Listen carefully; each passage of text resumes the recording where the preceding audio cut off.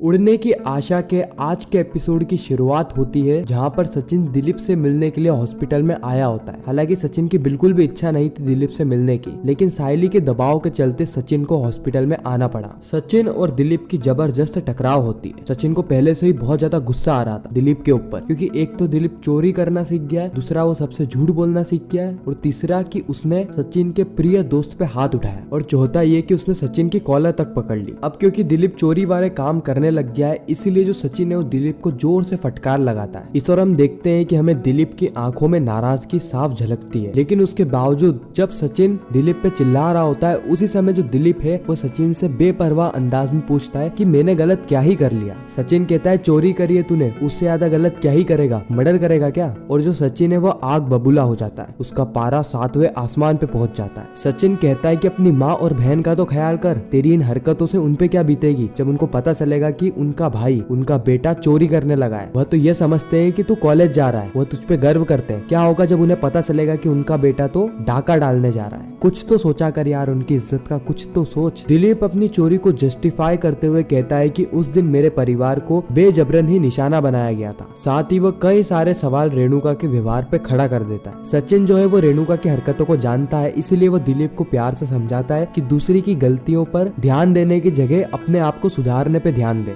ऐसे अगर तू हर किसी से बदला लेता रहेगा ना तो कभी भी अपनी जिंदगी नहीं जी पाएगा। लेकिन जो दिलीप है उसका दिमाग ही एकदम खराब लग रहा था, वो जवाब इतने उल्टे सुल्टे दे रहा था। अब सचिन ने इतने अच्छे से दिलीप को समझाया है तो दिलीप को ये बात समझ जानी चाहिए थी, लेकिन दिलीप हंसते हुए कहता है कि पैसा ही सब कुछ है। साथ ही वो सचिन को यह तक कह देता है कि जैसे तुम पैसे कमाते हो ना, उससे बेहतर तो भिखारी है। अब जो सचिन है उसका दिमाग एकदम सटिया जाता है। अगर लिटरली दिलीप हॉस्पिटल में नहीं होता ना तो एक और बार जो सचिन है वो दिलीप का हाथ तोड़ देता। वैसे तो मुंह तोड़ना चाहिए क्योंकि इसका मुंह बहुत चलने लगा। फिर सचिन दिलीप को धमकी देते हुए कहता है कि अगर उसने उसकी हरकतें और उसकी संगत नहीं सुधारी तो ये सारी ही चीजें, सारी ही हरकतें उसके परिवार वालों को बता देगा, जिसके बाद जो तेरी बची कुछ इज्जत है ना वह भी चली जाएगी। दिलीप जो है वो इसे चैलेंज की तरह लेता है। वो कहता है कि आप कर लो, आपको जो करना है, मुझे ना इत्तू सा भी फर्क नहीं पड़ता है, और अगर आपसे होए ना तो पुलिस कंप्लेन भी कर देना। पुलिस मुझे पकड़ के भी ले जाएगी ना तो मेरा दोस्त चिट्टी मुझे यूं छुड़वा लेगा। दिलीप के ऐसे व्यवहार को देख के जो सचिन है वो अंदर तक झुंझला जाता है। उसको समझ में आ जाता है कि ये आने वाले समय में कुछ ना कुछ बड़ा कांड जरूर करने वाला है अपने दोस्त के भरोसे पर, और इसका वही दोस्त इसे धोखा देगा। उसके बाद हम देखते हैं जो सचिन है वो निराश होकर वहां से चला जाता है। अब अगले सीन में हमें साहिली बताई जाती है, जहाँ पे साहिली की माँ साहिली को इस बात की जानकारी देती है कि दिलीप की सर्जरी कराने के लिए उन्हें 30,000 रुपयों की आवश्यकता है, यानी 30,000 रुपयों की जरूरत है, और उनके पास हाल फिलहाल में इतने पैसे नहीं है। अब जो साहिली है वो भी बहुत ज्यादा परेशान हो जाती है क्योंकि उसके पास भी 30,000 रुपए की व्यवस्था नहीं होती है। इसीलिए वो सचिन को फोन करती है ताकि वह उसकी मदद कर दे,